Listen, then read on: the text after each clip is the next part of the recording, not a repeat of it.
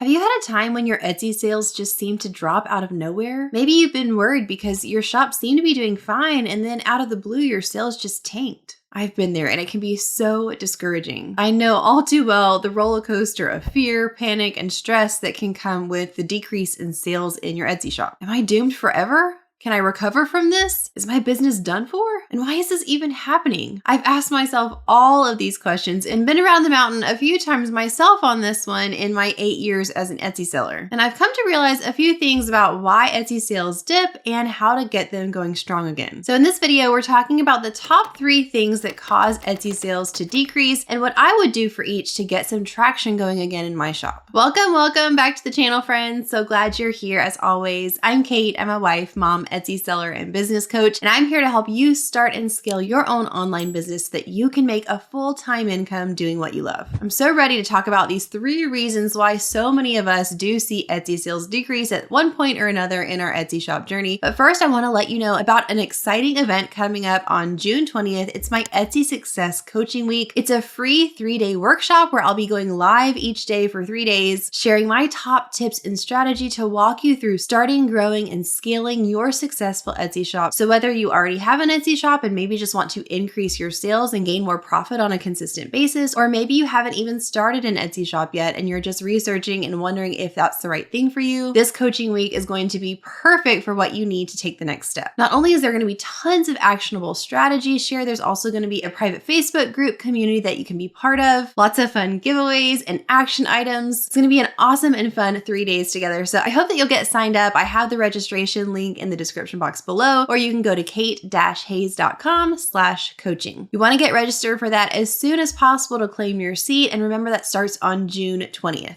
Okay, let's go ahead and talk about reason number 1, why your sales may have decreased. And that is seasonal sales patterns. Certain product niches on Etsy have seasonal sales patterns, which means that that specific product is more popular during certain times of the year and there's less demand during certain times of the year. So with these specific types of product niches, you'll see your sales going up and down constantly, meaning that you'll probably have a peak season and probably have a slow season. For instance, the busy season for items in the wedding niche is going to be from March through August. That's when a lot of sales in that niche are happening because people are planning for warm spring and summer weddings. Sales in that niche tend to decrease from September to December because people are not as often looking to plan winter weddings. Or you might see a peak season for something like an ornament shop, of course, skyrocket during the holidays anywhere from September through December, but the ornament shop might actually be really slow during the spring and summer seasons. Slow and peak seasons are actually very normal for product-based businesses. It's definitely nothing to be afraid of or intimidated by. It's just how it goes for product-based businesses. So it's great to do some research and look into your specific niche to get an idea of what times of year you can be expecting it to skyrocket and then when you might have a slower time. This kind of ebb and flow during the year happens for all sellers on some level, and so what I would recommend is instead of looking at it so close up, take a step back and start planning more based on the year as a whole. Once you've been on Etsy for a while, you'll likely start to see some seasonal sales patterns for when your peak and slow times are, and you can start to plan for years to come to know what you should be doing during those peak and slow times. During the slower times of year, you want to proactively consider what you can be doing and plan ahead for what you can be doing during those times to encourage and promote sales. Some ideas for these tactics would be to offer a discount or an incentive for your customers during the slower times of year, uplevel your promotional game using things like social media, your shop announcement, or even your email newsletter, using those slower times of year to be intentional about leveling up and improving certain parts of your shop. You can do research and figure out what one specific area of your shop you could focus on. Could be your photography, could be SEO optimization, it could be developing new products, trend research. You could take on so many different things to really increase and uplevel your shop so that when those busy times of year come, you're more likely to make sales because you have a top-notch quality shop. And also you can be looking for other sellers or influencers to collaborate with. Really do some networking and build some relationships to get your name out there more. Now, if you're just starting your Etsy shop journey, or maybe you haven't even opened up a shop yet, I do have an Etsy quick start guide that's going to be super helpful for you. It's a free guide you can download right after watching this video, and it lays out for you step by step the different parts of building your Etsy shop that are really important to focus on, that are going to help you do exactly what what we just talked about, make sure that you're leveling up and improving the quality of your shop to appear completely professional and get those sales rolling in. So if you're interested in downloading that Etsy Quick Start Guide, I have that linked in the description box below. I think that's going to be a huge help to you. All right, reason number 2 why your sales may have decreased is that you're trying to sell outdated products. I talk all the time about the importance of staying on top of up and coming trends and making sure that your products are incorporating these on a regular basis. Every trend has a life cycle though, so trends will emerge, they'll come onto the scene, they'll rise in popularity, and then at some point they'll peak and they'll start to decline, eventually completely fading out and being replaced by the next popular thing. Some trends just last for a short while others are bigger trends that may last for years, but every trend will go through that same life cycle and will eventually be replaced by a new trend. Sales will naturally decrease in number as the products that are based on those trends start to fade out. Some recent examples of this in previous years are, for instance, when it comes to patterns, the chevron pattern pretty much took the style world by storm for several years, and chevron was the biggest new trend. People selling baby blankets and headbands and all kinds of products incorporating the chevron pattern. For many years, it was very popular, but has been over the last several years going out of style and has been replaced by other patterns that have caught the market's eye. So it's not to say that if you still offer products that incorporate the chevron pattern that they won't ever sell. That's not the case. It may still make a few sales here and there, but it's definitely not making the number of sales that it used to or the number of sales that other patterns are making because they are the more recent in-demand pattern. You could also think about this in terms of fonts. If you're making digital products, some fonts will come on the scene and be super popular, or the style of font will be really popular for a while, and then it'll start to go out of style and a new type of font will take its place in popularity. An example of this would be the Comic Sans font. You may be familiar with this typeface. This was really popular for several years, but now is kind of considered outdated. So if you were offering digital products or let's say printable wall art and you had a quote where you used the Comic Sans font, again, I'm not saying that it would never make a sale, but it's not likely going to make many sales because that font style is kind of outdated at this point. So the key here is to stay on top of what's up and coming in the trend world and really make sure that you're constantly being intentional about incorporating new and current trends into your products and your staging. Some ways you can keep on top of this trend research is by researching keywords in your niche, reading trends articles that are put out there like the Etsy Marketplace Insights Report, looking at the website Pinterest Predicts, or even signing up for something like the Creative Market newsletter that constantly is coming out with new and updated information on what's trending and what is in demand. As long as you're staying on top of your game in terms of researching and staying on top of these trends, you're setting yourself up to be able to ride that wave of sales that are going to be following those trends instead of having your sales just sort of fade out because you haven't offered what's currently being searched on the platform. And moving on to reason number 3 why your Etsy sales may have declined, and that's that other shops have taken the edge. So the truth of the matter here is that with all online selling, you're going to have competition. You're going to have competing shops that are offering similar things as you in the same niche as you. And this can be tempting to be intimidated by, but I want to encourage you not to be intimidated by the competition, but to actually research those competing shops to gain inspiration and data from what they're doing well. We need to be proactively researching these competing shops, the ones that are performing well and even better than us, to see if we can determine what elements of their shop as a whole or of their individual listings is making their offer more appealing than ours. Why is their offer converting better than ours? This could be due to a lot of different reasons. They could have a better price point. They could be offering free shipping. Maybe they have more customization options. Maybe their listing is just better optimized for being found in the search with SEO and highly searched keyword phrases and really quality product photos. Could be that their business just appears more professional with their branding and their logo and their shop banner. Maybe they have more clearly answered FAQs and policies in their shop. Maybe they're doing a better job of marketing off of Etsy on places like social media or through email marketing. Or maybe they're just offering better, more quality customer service and getting better reviews. Whatever the reason is, we can be proactive in terms of trying to identify one or two of those elements that are causing those competing shops to have the edge over us, and then to intentionally make improvements to our shop in those areas, whether it be to the shop as a whole or our individual listings, to make our shop more competitive in that area. For instance, if they're offering a very similar item as you, but they're able to offer it at a lower price point, you could consider rethinking where you're sourcing some of your materials from and trying to find a lower priced wholesaler to get your supplies for less, allowing you to lower your price point as well. So if you're finding that your sales have likely decreased because other shops have have come on the scene and taken some of that traffic from you, don't get discouraged. Don't get worried about it. Be proactive to research, to determine what needs to be improved in your shop, and to make that happen.